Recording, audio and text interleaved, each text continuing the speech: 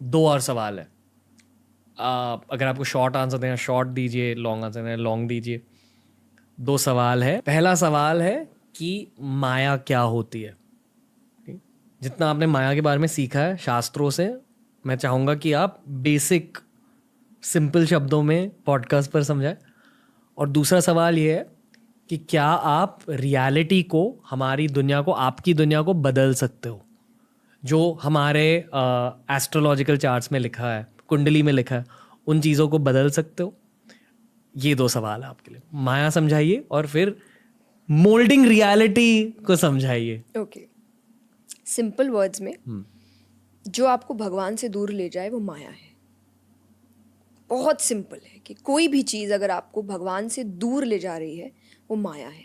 अब वो चाहे आपका एंटरटेनमेंट हो, चाहे आपके रिलेशनशिप्स हो, चाहे आपका काम हो, अगर उन चीज़ों में आपकी दूरी भगवान से बढ़ रही है तो वो सब माया है। ये आप एक कॉलेज स्टूडेंट को कैसे समझाओगे जो भगवान के बारे में सोचता भी नहीं या सोचती भी नहीं? यही गलत है। को कॉलेज माया है। बिल्कुल हो सकता है। और इसीलिए देखिए माया क्यों होता है, जब डिवाइन पावर आपके साथ जुड़ता है ना, आपका कोई काम आपके लिए नेगेटिव नहीं होता और आप हार नहीं मानते। ये मैंने बहुत बार बोला है। जब मुझे जैसे आपने पहला क्वेश्चन टेंशन किया था, या मैं कभी हारती हूँ क्या? कभी नहीं। अगर आप अब सांसारिक रूप से, मटेरियलिस्टिक रूप से सोचेंगे, बहुत बार मैंने बहुत से काम किए जो फेल हो चुके हैं, बट क्या वो मुझे ये महसूस कराता कि मैं हार गई? कभी नहीं। क्योंकि मैं हमेशा ये सोचती हूँ कि मेरे पीछे एक पावर है जो मेरे पीछे ही खड़ा है और वो मुझे कभी हारने नहीं देगा, क्योंकि वो ट्रस्ट है मेरा उस पर। तो शायद उस वक्त या तो वो काम मैंने अच्छे से नहीं किया। अगर आपका पैशन ऐसा है कि मुझे तो यही करना है, देन कुछ तो आप गलत कर रहे हो, इसलिए वो आपको अभी वो चीज़ दे नहीं रहा है। और इसीलिए शायद आपने बचपन में सुना होगा कि नहीं, कि भगवान के घर में देर है अंधेर नहीं। अंधेर मीन्स कि काम तो होगा, देर मीन्स पेशेंस चाहिए, समय लगेगा कि वो चीज़ें आपको करेक्ट टाइम पर देंगे। लेकिन जब आप वो पावर से हटते हैं तो माया बन जाते हैं, और माया में फिर स्ट्रेस, एंजाइटी, डिप्रेशन सब कुछ आएगा। एक फेलियर आपकी पूरी दुनिया को तहस नहस कर देगा। लेकिन वही पावर अगर आपके साथ जुड़ा है तो आपको वो किसी हाल में टूटने नहीं देगा। वो तुरंत से आपको वापस, जो स्पिरिचुअल एस्पेक्ट होता है, रीज़न क्या है। स्पिरिचुअल लोग हमेशा क्या क्यों के पीछे भागते हैं। क्यों हुआ, ये क्या है, कि आप जब स्पिरिचुअल होते हैं आपका क्यों, क्या, कैसे, ये ज़्यादा से ज़्यादा जागता है। इसलिए वेद, शास्त्र, उपनिषद सब क्वेश्चन से शुरू हो रहे हैं। श्रीमद् भागवत क्वेश्चन से शुरू हुआ है, गीता जी क्वेश्चन से शुरू हुई है। कि आप जितने स्पिरिचुअल होते हैं उतनी आपकी क्यूरियोसिटी, जिज्ञासाएं जागती है। पर जब नहीं होते तो आप हार मान लेते कि नहीं हुआ, मैंने तो किया, ख़त्म। फिर आपका स्ट्रेस और इन दुनियाओं में एंटर होता है। तो जो भी भगवान से दूर ले जाए वो माया है, और जो काम भी अगर आप भगवान के साथ मिलके करें वो आध्यात्मिक है। फिर एक डॉक्टर अगर अपना काम पूरे ऑनेस्टी के साथ कर रहा है और ये जान रहा है कि क्योंकि मैं अपना अच्छा काम कर रहा हूँ तो मेरा साथ देना, वो डॉक्टर स्पिरिचुअल है।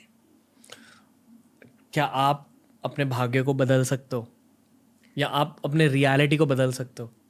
देखिए मैं ये बात इसलिए बोलती हूँ कि मैं ऐसे कई एस्ट्रोलॉजर्स से मिली हूँ कि जब मैं उनसे बात करती हूँ, क्योंकि मैं इन चीज़ों में, मैं नहीं कहती कि ये चीज़ें गलत है या ये होती नहीं है, बिल्कुल होती है, पर मैंने इसीलिए ज़्यादा इन पर ध्यान नहीं दिया, जानने की कोशिश नहीं की, या विश्वास उतना नहीं किया, कि मुझे ऐसा लगता है कि मेरा ध्यान अभी सिर्फ 2 चीज़ों पे है, मेरी मेहनत और उसकी कृपा। और अगर ये 2 मिलती है मैं कुछ भी चेंज कर सकती हूँ दुनिया में। अगर कोई चीज़ नहीं भी लिखी है तो वो भी मुझे मिल जाएगी। आपने कभी खुद का एस्ट्रोलॉजिकल चार्ट देखा है? बिल्कुल, वो आपके हर मारवाड़ी परिवार में तो आप तुरंत बनता है ये चीज़, Okay. मैं मारवाड़ी, आप मारवाड़ी, इसमें पहली चीज़ कुंडली बनाई जाती है, क्या है, कब है, कैसे है, शादी कब होगी, क्या होगा, तो बिल्कुल बनाई है। पर उन्हीं के आंसर्स थे कि ये पूरा सच नहीं होता, यू कैन चेंज इट।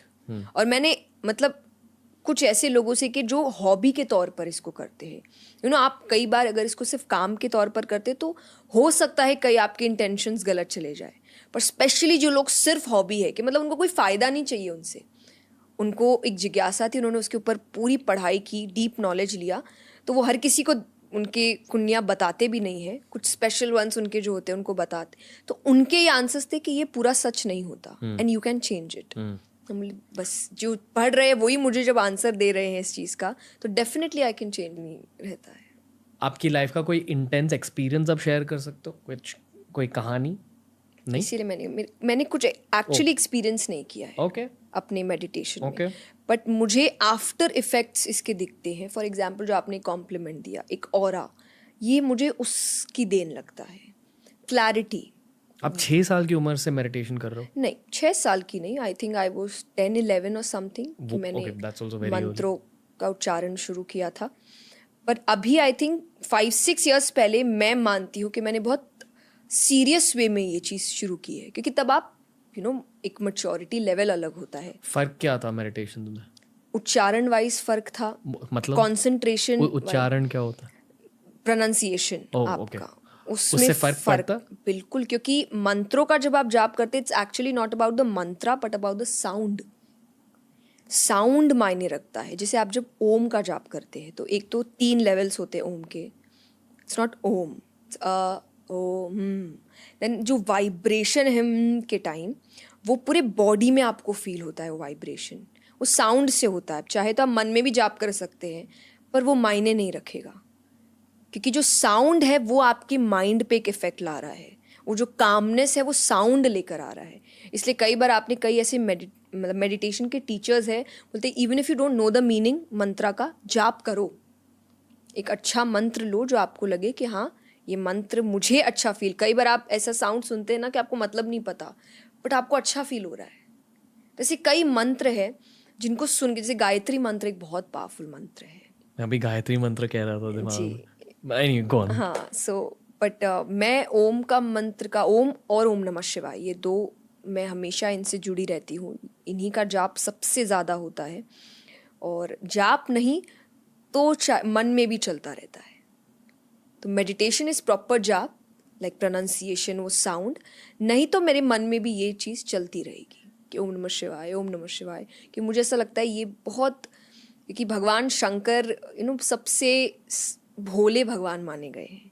गुस्सा आता है वो बात अलग है जब महाकाल का रूप लेते हैं, अदरवाइज उसके अलावा सबसे शांत भगवान माने गए हैं। हर वक्त समाधि में, हर वक्त खुद मेडिटेशन में ही बैठते हैं, इसलिए उनका नाम सबसे ज़्यादा लेने को कहा गया है कि ये मंत्र बहुत अच्छा, क्योंकि वो खुद मेडिटेशन में बैठते हैं ना। आप शंकर जी के लिए सुनिए, कैलाश पर वो हम हर वक्त समाधि में रहते हैं और लंबी समाधियों में रहते हैं। एक प्रसंग भी श्रीमद् भागवत में आता है कि वो कोई बात हुई, उन्होंने बोला चलो मैं 1 वर्ष की समाधि लेकर बैठता हूँ, 1 साल की। तो मतलब 1 साल तो उनके लिए कि 1 साल की समाधि मेडिटेशन में बैठ गए। तो वो सबसे बड़े हैं जो मेडिटेशन इस तरीके से करते हैं। तो अगर आप उन्हीं का नाम ले रहे हैं मेडिटेशन के लिए, तो ऑब्वियसली वो आपको हेल्प करेंगे। और तो ये जो क्लैरिटी है, ये जो मैच्योरिटी है, ये जो स्ट्रेस को अपने ऊपर हावी नहीं होना देना है, ये मुझे मेरे मेडिटेशन